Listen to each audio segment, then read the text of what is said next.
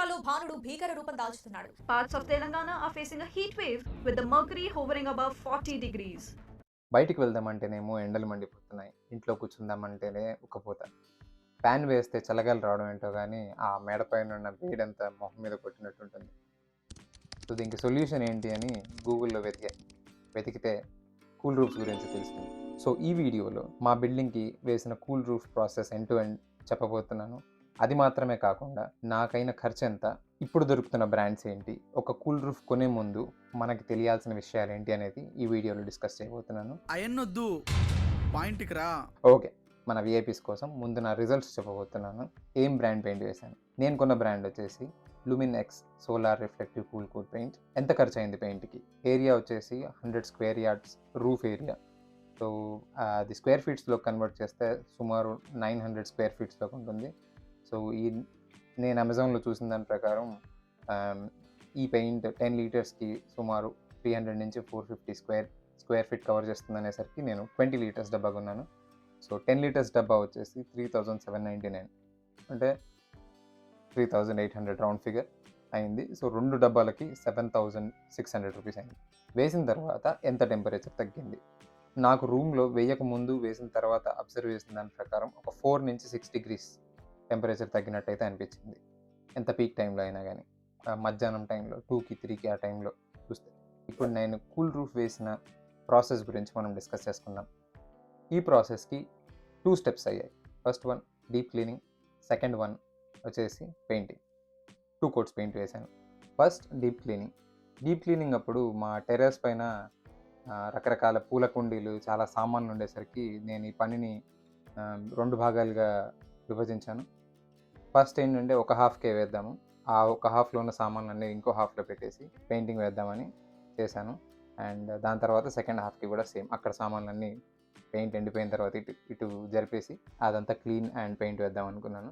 మామూలుగా నీళ్లు పోసేసి కడిగేస్తే కాంక్రీట్ స్లాబ్ పైన ఉన్న దుమ్మంతా ఈజీగా పోదు. సో మీరు పెయింట్ వేసినా కానీ కొద్ది రోజులకే ఆ పెయింట్ అంతా పెచ్చులుగా ఊడిపోవడం జరగచ్చు. సో దీన్ని బాగా క్లీన్ చేయడానికి ఐదర్ మెటల్ బ్రష్లు వాడి బాగా రుద్ది క్లీన్ చేయొచ్చు, లేదా ప్రెషర్ వాషర్, మీ ఇంట్లో ఉండే ప్రెషర్ వాషర్తో కూడా చేయొచ్చు. నా దగ్గర అయితే ప్రెషర్ వాషర్ ఉంది, సో నేను అదే వాడాను. పని ఈజీగా అవుతుంది అండ్ మెటల్ బ్రష్తో కొంచెం చాకరీ ఎక్కువ ఉంటుందని నేను అది అవాయిడ్ చేశాను. ఇక్కడ మీరు చూసినట్టయితే వాటర్ చాలా ఎక్కువ ఖర్చు అవుతున్నట్టు అనిపిస్తుంది, కానీ ఆ ప్రెషర్ వల్ల ఆ వాటర్ ఫోర్స్గా వెళ్తుంది అంతే, కానీ ఎక్కువ వాటర్ ఖర్చు చేయట్లేదు.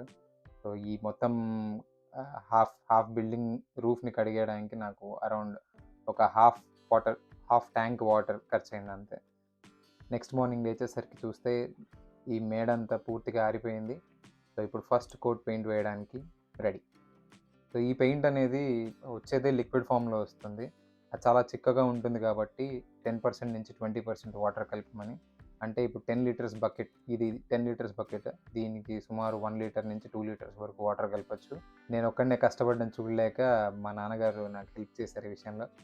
సో మా నాన్నగారు మామూలు బ్రష్తో, నేను ఈ రోలింగ్ బ్రష్తో పెయింట్ వేయడం, ఫస్ట్ కోట్ వేయడం స్టార్ట్ చేశాను. సో ఇక్కడ నేను చేసిన మిస్టేక్ ఏంటి అని అంటే 20% వాటర్ కలపమని ఉంది, కానీ పెయింట్ మరీ చిక్కగా కనిపించింది అనేసి నీళ్ళు ఎక్కువ కలిపేసాం. 2 కోటింగ్స్ బదులు 3 వేయాల్సి వచ్చింది.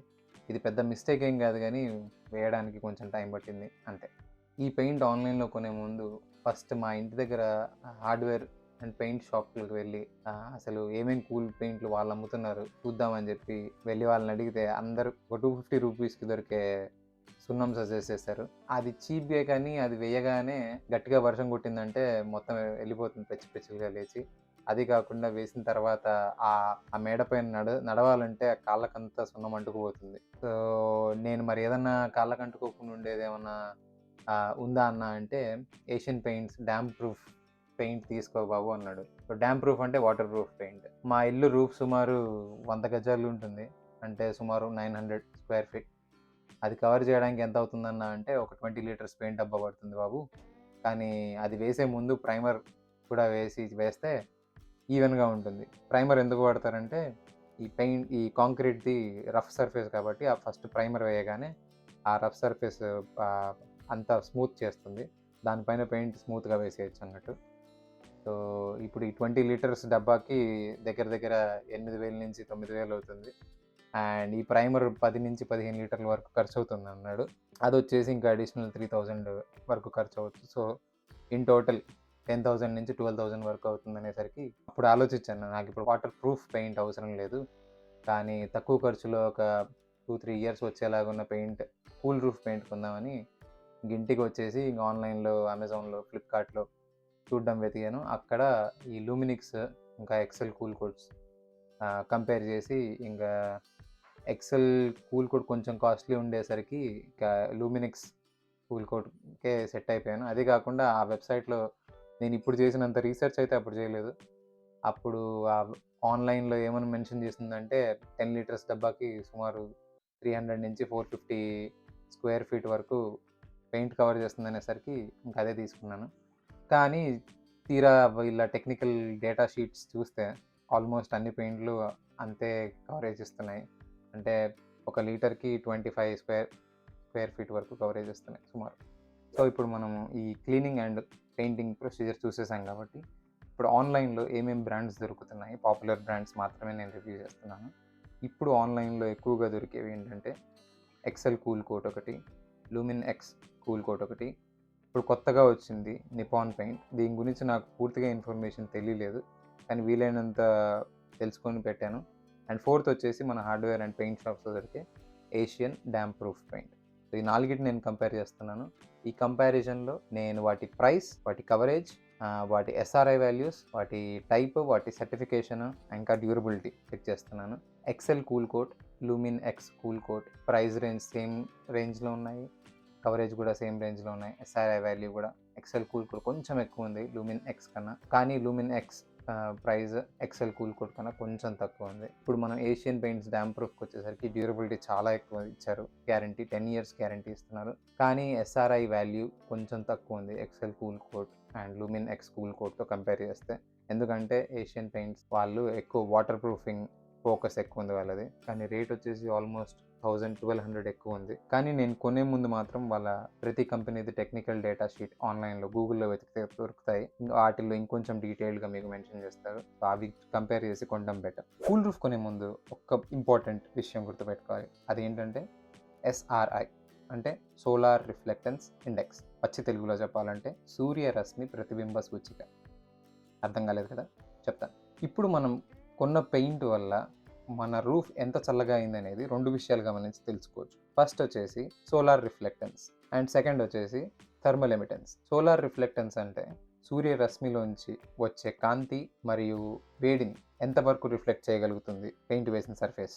సెకండ్ వచ్చేసి థర్మల్ ఎమిటెన్స్. థర్మల్ ఎమిటెన్స్ అంటే ఒక పెయింట్ వేసిన సర్ఫేస్ తీసుకున్న వేడైతే ఏదైతే ఉందో దాన్ని ఎంత ఫాస్ట్గా వదిలించేసుకుంది అనేది థర్మల్ ఎమిటెన్స్. సో సింపుల్గా చెప్పాలంటే ఈ సోలార్ రిఫ్లెక్టెన్స్, థర్మల్ ఎమిటెన్స్ కలగలిపిన వాల్యూనే సోలార్ రిఫ్లెక్టెన్స్ ఇండెక్స్. సింపుల్గా గుర్తుపెట్టుకోవాల్సింది ఏంటంటే ఎస్ఆర్ఐ. సో ఏ పెయింట్కి అయితే ఎస్ఆర్ఐ ఎక్కువ ఉందో ఆ పెయింట్ మీ రూఫ్ని ఎక్కువగా కూల్గా ఉంచుతుంది. అదొక్కటి గుర్తుపెట్టుకొని చాలు. సో ఇది నాకు కూల్ రూఫ్ గురించి తెలిసిన ఇన్ఫర్మేషన్ మీతో షేర్ చేస్తున్నాను. ఇప్పటిదాకా ఈ వీడియో చూసినందుకు చాలా థ్యాంక్స్. నమస్తే.